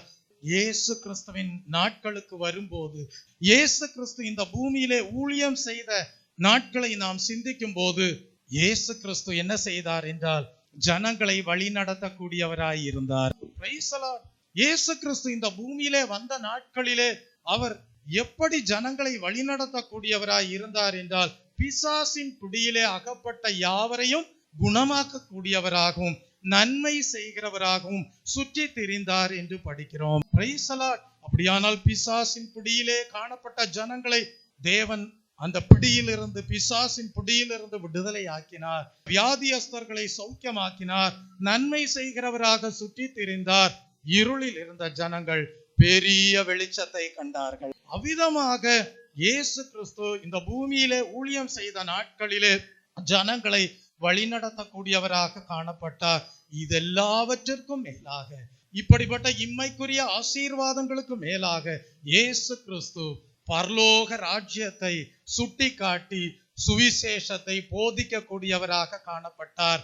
மனம் திரும்புங்கள், பரலோக ராஜ்யம் சமீபமாய் இருக்கிறது என்று சொன்னார். அப்படியானால் தாம் ஒரு பெரிய தேவன் என்பதையும், அவர் ஒரு பூமிக்குரிய தேவனாக மாத்திரமல்ல, உன்னதத்திலே உயர்ந்திருக்கக்கூடிய நம்முடைய வீடாக காணப்படக்கூடிய ஒரு பரலோக ராஜ்யமும் உண்டு என்பதை குறித்து போதிக்கக்கூடியவராக அவர் தம்மை பின்பற்றின ஜனங்களுக்கு உபதேசிக்க கூடியவராக காணப்பட்டார். ஆகவேதான் இயேசு கிறிஸ்து போதித்தார், இம்மைக்காக மாத்திரம் கிறிஸ்துவை பின்பற்றுவீர்களானால் எல்லா மனிதரை பார்க்கிலும் பரிதபிக்கப்படத்தக்கவர்களாய் இருப்பீர்கள் என்று சொன்னார். தெய்வ ஜனமே, அப்படியானால் இந்த இம்மைக்குரிய வாழ்க்கை 70, 80, 90, 100 ஆண்டுகள் தான். அவ்வளவு காலம்தான் இந்த பூமியிலே ஒரு மனிதன் சரீரத்திலே வாழ முடியும். ஆனால் அதற்கு பிறகு ஒரு வாழ்க்கை உண்டு என்பதை இயேசு கிறிஸ்து தம்மை பின்பற்றினவர்களுக்கு போதிக்க கூடியவராக இருந்தார். பரலோக ராஜ்யத்தை குறித்து மலையிலே உட்கார்ந்து மலை பிரசங்கம் பண்ணக்கூடியவராக காணப்பட்டார். எப்படிப்பட்ட பண்புள்ளவர்களாக காணப்பட்டால் பரலோக ராஜ்யத்தை சுதந்தரிப்பார்கள் என்பதை குறித்தெல்லாம் போதிக்க கூடியவராக காணப்பட்டார். அப்படியானால் மனிதனுடைய வாழ்க்கையிலே ஒரு தெய்வீக பரலோக ஞானத்தை இயேசு கிறிஸ்து விதைக்க கூடியவராக காணப்பட்டார். கர்த்தருடைய நாமத்திற்கு மகிமை உண்டாவதாக. ஒருவன் ஜலத்தினாலும் ஆவியினாலும் பிறவாவிட்டால் தேவனுடைய ராஜ்யத்திற்குள் பிரவேசிப்பதில்லை என்கிற சத்தியத்தை வெளிப்படுத்தக்கூடியவராக இயேசு கிறிஸ்து இந்த பூமியிலே ஊழியம் செய்யக்கூடியவராக காணப்பட்டார். ஆகவே இயேசு கிறிஸ்துனுடைய வழிநடத்துதலை பெற்றுக்கொள்கிறவர்கள் இந்த பூமிக்குரிய வாழ்க்கையிலே ஆசீர்வதிக்கப்பட்டவர்களாக மாத்திரமல்ல, அவர்கள் இரட்டிப்பான ஆசீர்வாதங்கள் உடையவர்களாக காணப்படுவார்கள். அவர்கள் பரலோக ராஜ்யத்தையும் சுதந்தரிக்க கூடியவர்களாக காணப்படுவார்கள். ஆகவேதான் வேதம் சொல்கிறது, ஒரு மனிதன் இந்த உலகம் முழுவதையும் ஆதாயப்படுத்தினாலும் தன் ஆத்மாவை நஷ்டப்படுத்தினால் அவனுக்கு லாபம் என்ன என்று. ஆம், இயேசு கிறிஸ்து ஒரு மனிதனுடைய ஆத்துமா எவ்வளவு விலையேற பெற்றது என்பதை போதிக்க கூடியவராக காணப்பட்டார். அந்த ஆத்துமாவிற்கு நஷ்டம் வந்துவிடக் கூடாது என்று பரலோக ராஜ்யத்தை குறித்த சுவிசேஷத்தை எடுத்து பிரசங்கம் பண்ணக்கூடியவராக காணப்பட்டார். அந்த சுவிசேஷத்தை நாம் இன்றைக்கு ஏற்றுக்கொண்டபடியினால்தான் அந்த சிலுவையை பற்றின உபதேசம் கெட்டு போகிறவர்களுக்கு பைத்தியமாயிருந்தாலும் ரட்சிக்கப்படுகிற நமக்கோ அது இன்றைக்கும் தேவ பலனாக காணப்படுகிறது. கர்த்தருடைய நாமத்திற்கு மகிமை உண்டாவதாக. தேவ பலனாக விளங்கக்கூடிய சிலுவையை பற்றின உபதேசத்தை நாம் ஏற்றுக்கொண்டபடியினால் இயேசுவே வழியும் சத்தியமும் ஜீவனுமாய் இருக்கிறார். ஜீவனுக்கு நேராக வழி நடத்துகிறார். பரலோக ராஜ்யத்திற்கு நேராக வழி நடத்துகிறார். செம்மையான பாதையிலே நடத்துகிறார். பரிசுத்த பாதையிலே நடத்துகிறார் என்கிற நிச்சயத்தோடு விசுவாசத்தை துவக்குகிறவரும் முடிக்கிறவருமாகிய இயேசுவையே நம்முடைய விசுவாச கண்களுக்கு முன்பாக வைத்துக் கொண்டு இலக்கை நோக்கி ஆசையாய் தொடர்கிறவர்களாய் இருக்கிறோம். கர்த்தருடைய நாமத்திற்கு மகிமை உண்டாவதாக. இயேசு கிறிஸ்து அப்படியே இந்த பூமியிலே ஊழியம் செய்த நாட்களிலே பூமிக்குரிய ஆசீர்வாதங்கள் மாத்திரம் மனிதனுக்கு போதும் என்று போதித்துக் கொண்டு ஊழியம் செய்யவில்லை. அவர்களை குணமாக்கினார், நன்மை செய்தார், புசிப்பதற்கு ஆகாரம் கொடுத்தார்.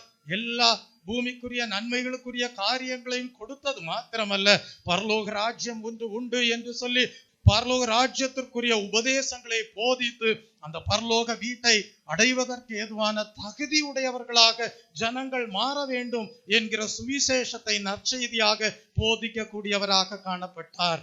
அவர் இந்த பூமியிலே வந்தார்.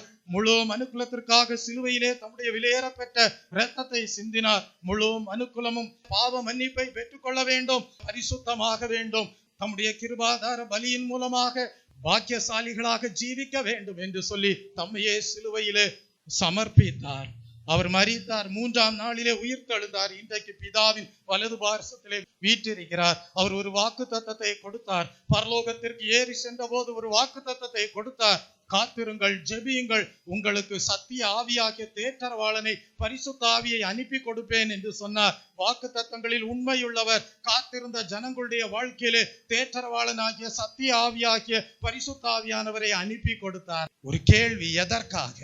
வேதம் சொல்லுகிறது, சத்திய ஆவியாகிய தேற்றரவாளன் உங்களுக்குள்ளே வரும்போது அவர் உங்களை சகல சத்தியத்திற்குள்ளும் வழி நடத்துவார் என்று.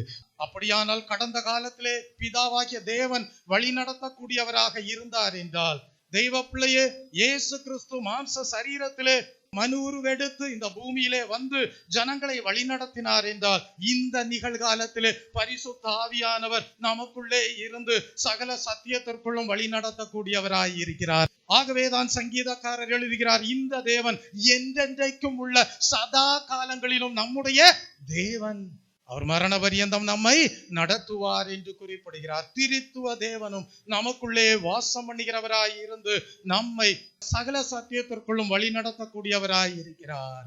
பரலோக ராஜ்ய பாதையிலே வழி நடத்தக்கூடியவராய் இருக்கிறார். பரலோகத்திலே காணப்படுகிற மேன்மையான சுதந்திரத்தை பெற்றுக்கொள்வதற்கு தகுதி அடையும்படியாக சத்திய உபதேசங்களை போதித்து வழி நடத்தக்கூடியவராக காணப்படுகிறார். பரிசுத்த ஆவியானவர் நம்மை வழி நடத்தும் போது நமக்கு சரியான ஒரு பாதை உண்டாயிருக்கும், சரியான டிரெக்ஷன் நமக்கு உண்டாயிருக்கும். சரியான வழியிலே பரிசுத்த ஆவியானவர் நம்மை வழி நடத்தக்கூடியவராய் இருக்கிறார். உண்மையான மெய் விசுவாசிகளாக காணப்படுகிறீர்களா? ஒவ்வொரு நாளும் தேவனுடைய வழி நடத்துதல் அவசியம். அதற்கு சத்திய ஆவியாகிய தேற்றரவாளனை தேவன் மெய் விசுவாசிகளுக்கு கொடுக்கிறார். யோவானுக்கு எழுதின சுவிசேஷ புஸ்தகம் 16ஆம் அதிகாரம் 13ஆம் வசனத்தை படியுங்கள். சத்திய ஆவியாகிய அவர் வரும்போது சகல சத்தியத்திற்குள்ளும் உங்களை நடத்துவார். அப்படியானால் ஒவ்வொரு நாளும் தேவனுடைய வழி நடத்துதல் நமக்கு அவசியமாய் இருக்கிறது. அப்படியானால் பரிசுத்த ஆவியானவர் நமக்குள்ளே இருந்து முதலாவது அவர் எவ்விதமாக வழி நடத்துவார் தெரியுமா?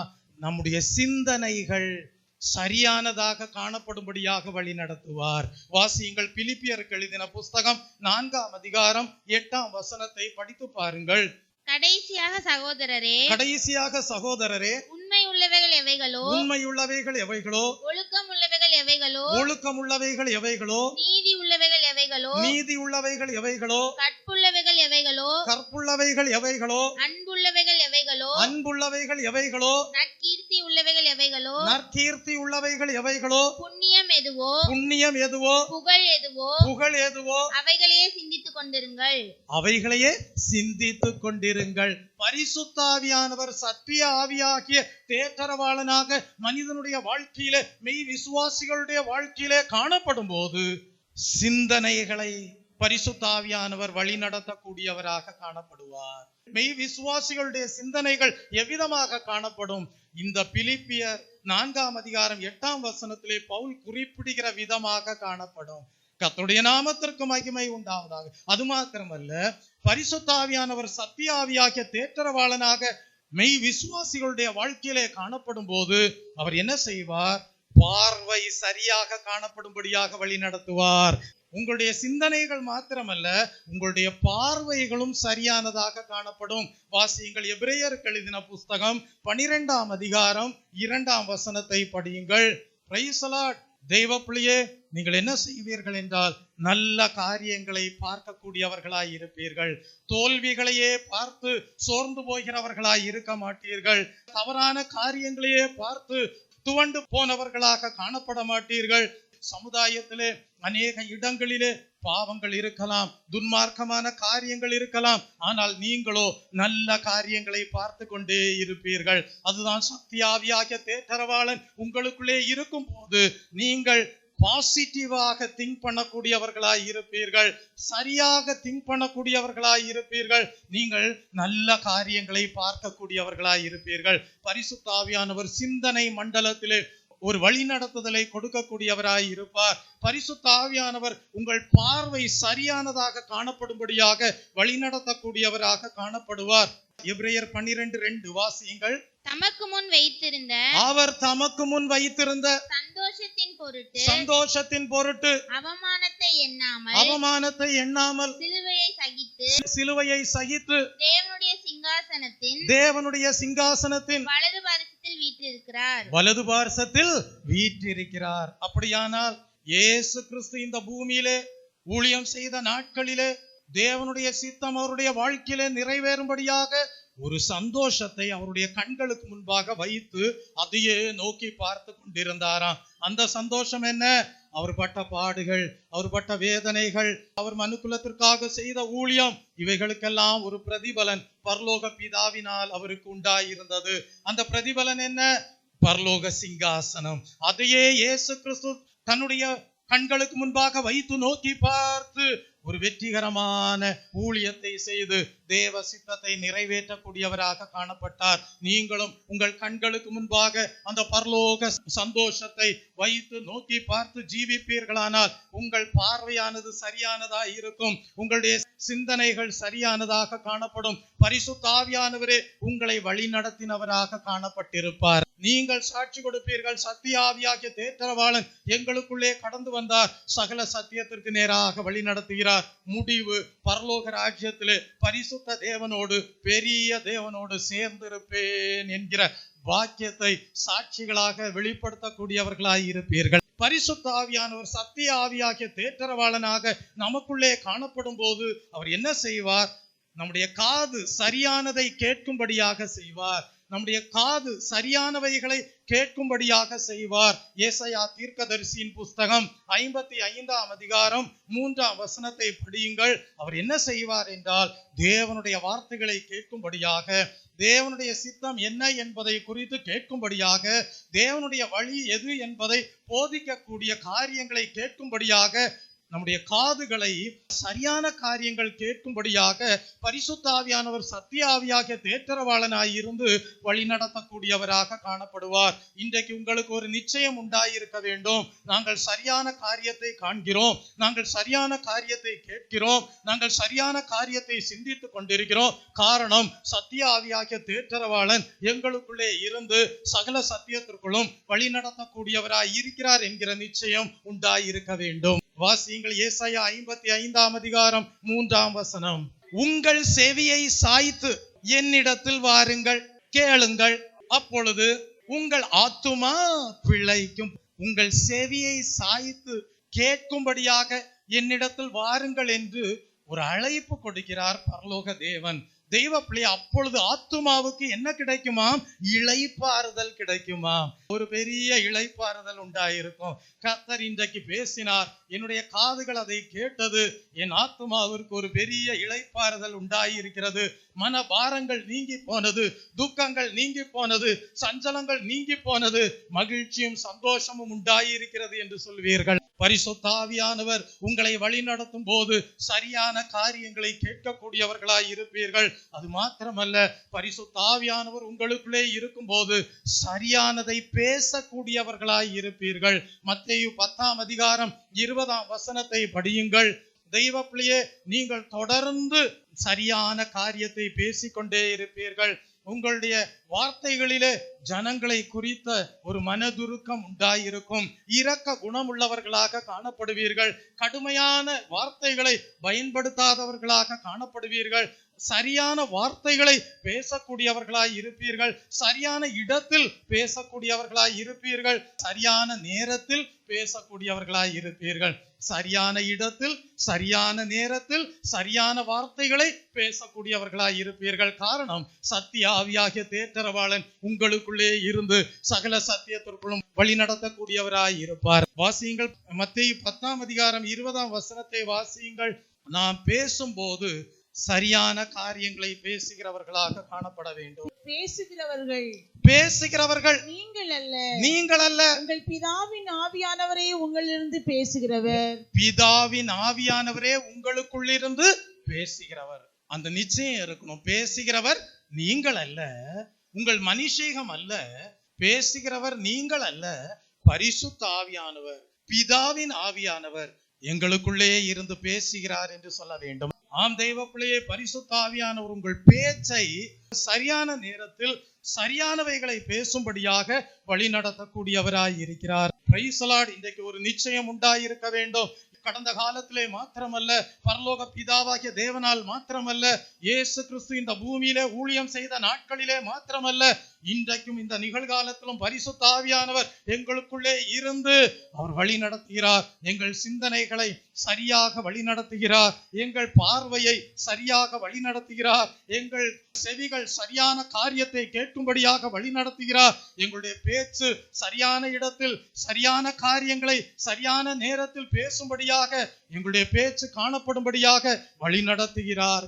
கர்த்தர் வழி நடத்தும் போது, பரிசுத்த ஆவியானவரை கொண்டு வழி நடத்தும் போது, உங்களுடைய கிரியைகளும் கூட தேவனால் வழி நடத்தப்பட்டு செய்யப்பட்ட கிரியைகளாக காணப்படும்படியாக செய்வார்.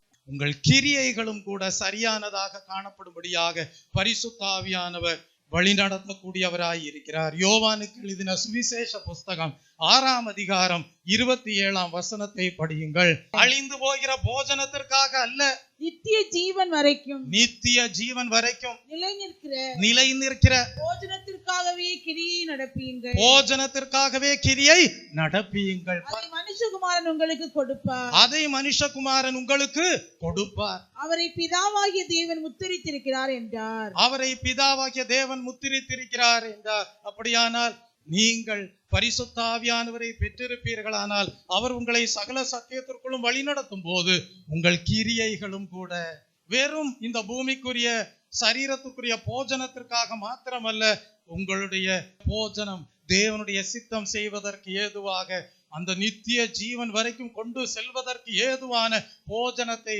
பெற்றுக்கொள்வதற்கு ஏதுவான கிரியை செய்யக்கூடியவர்களாக காணப்படுவீர்கள். தெய்வ பிள்ளையே, கடைசியாக நீங்கள் கடந்து செல்கிற பாதையும் கூட தேவாவியானவரால் வழி நடத்தப்பட்டதாக காணப்படும். வாசியுங்கள், கொலோசியருக்கு எழுதின புஸ்தகம் 2ஆம் அதிகாரம் 6ஆம் வசனம்.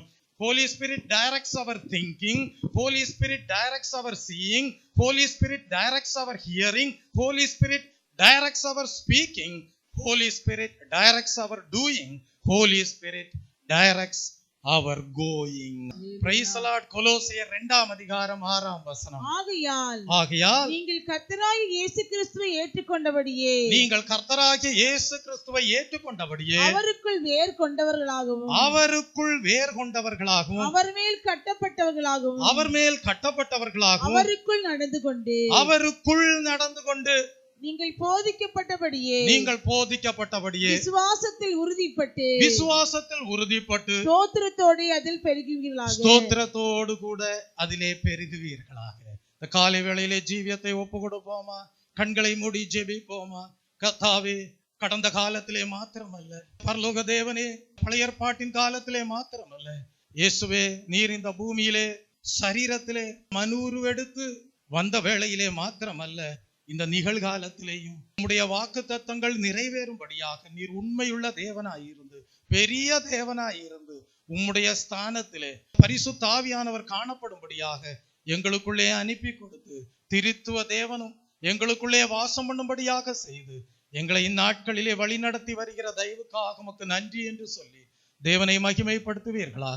இந்த தேவன் என்றென்றைக்கும் உள்ள சதா காலங்களிலும் நமது தேவன் மரண பரியந்தம் நம்மை நடத்துவார். இந்த சரீர மரணத்திற்கு பிறகு சரியான கிரியைகள் உள்ளவர்களாக காணப்பட்ட நாம் நித்திய ஜீவனை அடைந்தவர்களாக காணப்படுவோம். ஆம் தெய்வ பிள்ளையே, நாட்களிலே தேவன் நம்முடைய சிந்தனைகளை சரியாக சிந்திக்கும்படியாக பரிசுத்த ஆவியானவரை கொடுத்து வழி நடத்தக்கூடியவராய் இருக்கிறார். இந்நாட்களிலே தேவன் தம்முடைய பரிசுத்த ஆவியானவரை கொடுத்து சரியான காரியங்களை காணும்படியாக வழி நடத்தக்கூடியவராய் இருக்கிறார். இந்நாட்களிலே தேவன் நமக்கு பரிசுத்த ஆவியானவரை கொடுத்து சரியான தேவனுடைய வார்த்தைகளையும் தேவ சித்தத்தை விளங்கிக் கொள்வதற்கு ஏதுவான காரியங்களையும் கேட்கும்படியாக நம்முடைய செவிகளை சாய்க்கும்படியாக வழி நடத்துகிறார். இந்நாட்களிலே தேவன் பரிசுத்த ஆவியானவரை நமக்கு கொடுத்து சரியான வார்த்தைகளை சரியான நேரத்திலே சரியான இடத்திலே பேசும்படியாக வழி நடத்தக்கூடியவராய் இருக்கிறார். வெறும் சரீரத்துக்கு தேவையான போஜனத்தை மாத்திரம் உட்கொண்டு வாழ்கிற ஜனங்கள் அல்ல, நித்திய ஜீவன் வரைக்கும் காணப்படும்படியாக, உயர்த்தப்படும்படியாக, நித்திய ஜீவனை சுதந்தரிக்கும்படியாக ஆன்மீக ஆகாரத்தையும் பெற்றுக்கொண்டு கிரியை செய்கிறவர்களாக காணப்படும்படியாக தேவனுடைய பரிசுத்த ஆவியானவராலே வழி நடத்தப்படுகிறவர்களாய் இருக்கிறோம். அது மாத்திரமல்ல, நாம் ஒரு இடத்திற்கு கடந்து செல்கிறோம் என்றால் தெய்வ பிள்ளையை தவறான இடங்களுக்கு செல்லாமல் ஏதோ நம்முடைய நேரம் களியாட்டுகளுக்கும் விளையாட்டுகளுக்கும் ஒப்புவிக்கப்பட்ட ஜீவியமாக காணப்படாதபடி நம்முடைய ஜீவியமானது கர்த்தருக்குள் நிரந்தரமான சந்தோஷத்தோடு காணப்படுவதற்கு ஏதுவாக சரியான இடத்திற்கு கடந்து சென்றவர்களாக காணப்படும்படியாக பரிசுத்த ஆவியானவர் நம்மை இந்த நிகழ்காலத்திலேயும் வழி நடத்தக்கூடியவராய் இருக்கிறார். அப்படிப்பட்ட பெரிய தேவனுக்கு மகிமை செலுத்தி ஸ்தோத்திர பலிகளை ஏறெடுப்போம். ஸ்தோத்ரம் ஸ்தோத்ரம் ஸ்தோத்ரம் ஸ்தோத்ரம் ஸ்தோத்ரம். இந்த தேவன் என்றைக்கும் உள்ள சதா காலங்களிலும் நமது தேவன் மரண பரியந்தம் நம்மை நடத்துவார் என்று வாக்குத்தத்தம் பண்ணின தேவன் பெரிய தேவனாய் இருந்து நம்மை மெய் விசுவாசிகளாக வாழ வைத்து சர்வ பூமிக்கும் மகிழ்ச்சிகரமான ஜனங்களாக நாம் காணப்படும்படியாக நம்மை தேவன் அவருடைய வழி நடத்துதலை கொடுத்து அநேக ஜனங்களுக்கு ஆசீர்வாதமாக நியமிக்கிற தயவுக்காக தேவனை ஸ்தோத்தரிப்போம். ஸ்தோத்ரம் ஸ்தோத்ரம் ஸ்தோத்ரம் ஸ்தோத்ரம். எல்லாரும் ஜீவியத்தை பரிசுத்த ஆவியானவருக்கு ஒப்பு கொடுப்பீர்களா? தேவனுடைய ராஜ்யம் புசிப்பும் குடிப்பும் மாத்திரமல்ல, அது தேவனுடைய நீதியும் சமாதானமும் பரிசுத்த ஆவியினால் உண்டான சந்தோஷமுமாய் இருக்கிறது. சத்திய ஆவியாகிய பிதாவின் ஆவியானவர், பரிசுத்த ஆவியானவர் தேற்றரவாளனாக உங்களுக்குள்ளே வரும்போது திரித்துவ தேவனும் கடந்து வரக்கூடியவராக காணப்படுகிறார். பரலோக பிதாவாகிய தேவனும் குமாரனாகிய கிறிஸ்துவும் பரிசுத்த ஆவியானவர் திரித்துவ தேவனும் உங்களுக்குள்ளே வாசம் பண்ணுகிறவராக காணப்படுவார். நீங்கள் கிறிஸ்துவிலே நிலைத்திருக்கக்கூடியவர்களாய் இருப்பீர்கள். தேவ சித்தம் செய்கிறவர்களாக காணப்படுவீர்கள். எங்கே காணப்பட்டாலும் கிறிஸ்துவுக்கு சாட்சிகளாக காணப்படுவீர்கள். மெய் விசுவாசிகளாக காணப்படுவீர்கள். கர்த்தர் எங்களை வழி நடத்தினார் என்பதற்கு சாட்சிகளாக காணப்படுவீர்கள். நாங்கள் ஆராதிக்கிற தேவன் பெரிய தேவன். அவர் எங்களை ஜீவ பாதையிலே, சத்தியத்தின் பாதையிலே, பரிசுத்த பாதையிலே, பரலோக பாதையிலே நடத்துகிறவராய் இருக்கிறார் என்று சாட்சி பகிர்கிறவர்களாய் இருப்பீர்கள். உங்கள் சிந்தனைகள் சரியானதாய் இருக்கும். கிறிஸ்து இயேசுவில் இருந்த சிந்தனை உங்களிலேயும் காணப்படும். உங்கள் பார்வை சரியானதாக காணப்படும். சரியான காரியங்களை காணக்கூடியவர்களாய் இருப்பீர்கள். உங்களுடைய செவிகள் சரியான தேவனுடைய வார்த்தைகளையும் தேவ சித்தம் என்ன என்பதை அறிந்து கொள்வதற்கு ஏதுவான வார்த்தைகளையும் கேட்கக்கூடியதாக காணப்படும். உங்களுடைய நடக்கைகள் எல்லாம் தேவனுக்கு பிரியமான வழியிலே காணப்படும். உங்களுடைய கிரியைகள் எல்லாம் நித்திய ஜீவனுக்கு ஏதுவான கிரியைகளாக காணப்படும். நீங்கள் பேசுகிற வார்த்தைகள் உங்களுடையதாயிராது, பரிசுத்த ஆவியானவர் கொடுக்கிற தேவ வார்த்தைகளாக காணப்படும். அப்படிப்பட்ட பரிசுத்த ஆவியானவருடைய வழி நடத்துதலை பெற்றுக் கொள்ளும்படியாக தேவன் தம்முடைய ஜனங்களை தமக்கென்று ஏற்படுத்தின தயவுக்காக, மெய் விசுவாசிகளாக வாழ தேவன் தெரிந்து கொண்ட தயவுக்காக, ஜீவிக்க தேவன் தெரிந்து கொண்ட தயவுக்காக தேவனை ஸ்தோத்தரிப்போம். ஸ்தோத்ரம் ஸ்தோத்ரம் ஸ்தோத்ரம். ஜெபிப்போம். அன்பும் மகா கிருபையும் இரக்கமும் நிறைந்த பரலோக பிதாவே, இந்த ஓய்வு நாளின் காலை வேளையிலே இந்த தேவன் என்றென்றைக்கும் உள்ள சதா காலங்களிலும் நமது தேவன் மரண பரியந்தம் நம்மை நடத்துவார் என்று சொல்லப்பட்ட வேத வசனம் வெளிப்படுத்தின சத்தியங்களை கர்த்தாவை கேட்கும்படியாக செய்தீரே, உமக்கு ஸ்தோத்திரம். கேட்ட சத்தியங்கள் எந்த மனுஷனையும் கிறிஸ்து இயேசுவுக்குள்ளாக தேறினவனாக நிறுத்தும்படிக்கு அறிவிக்கப்பட்டதாக காணப்படும்படியாக நீர்தாமே ஜனங்களுக்கு ஆசீர்வாதமாக காணப்பட தேவன் தாமே கிருபை நல்கிறோம். கேட்ட வசனங்கள் எல்லாம் கர்த்தாவே உம்முடைய ஜனங்களுடைய வாழ்க்கையிலே உம்முடைய சாயலை காண்பதற்கு ஏதுவாக விளங்கும்படி செய்தருளும். ஆசீர்வதித்து அனுப்புகிறேன். தொடர்ந்து உம்முடைய வழி நடத்துதலிலே உம்முடைய ஜனங்கள் காணப்படுவார்களாக. மேன்மைப்படுத்தும். உம்முடைய ஜனங்கள் சர்வ பூமிக்கும் ஆசீர்வாதமாக விளங்குவார்களாக. கேட்ட வசனங்கள் 30ஆக, பின்பு 30 60ஆக, பின்பு 60 100ஆக பலன் கொடுப்பதற்கு ஏதுவாக காணப்படும்படியாக கர்த்ததாமே ஆசீர்வதித்தரும், பூர்ணப்படுத்தும். நான் பரிசுத்தராய் இருக்கிறபடியால் நீங்களும் பரிசுத்தராய் இருப்பீர்கள் என்று சொன்னீரே. நான் இருக்கக்கூடிய அதே ஸ்தானத்திலே பரலோக சிங்காசனத்திலே உங்களையும் வீற்றிருக்க பண்ணுவேன் என்று சொன்னீரே. பெரிய தேவன் அப்படியே எங்களையும் பெரியவர் ஆக்குகிறார் என்கிற நிச்சயத்தோடு வாழ தேவன் தாமே ஆசீர்வதித்தருளும். சகல துதி கனமகிமையா உமக்கே எடுக்கிறேன். மீட்பர் இயேசு கிறிஸ்துவின் இன்ப நாமத்தில் ஜெபிக்கிறேன். பரிசுத்தமுள்ள நல்ல பிதாவே, ஆமேன். என் ஆத்துமாவே கர்த்தரை ஸ்தோத்தரி, என் முழு உள்ளமே பரிசுத்த நாமத்தை ஸ்தோத்தரி. என் ஆத்துமாவே கர்த்தரை ஸ்தோத்தரி, அவர் செய்த சகல உபகாரங்களையும் மறவாதே.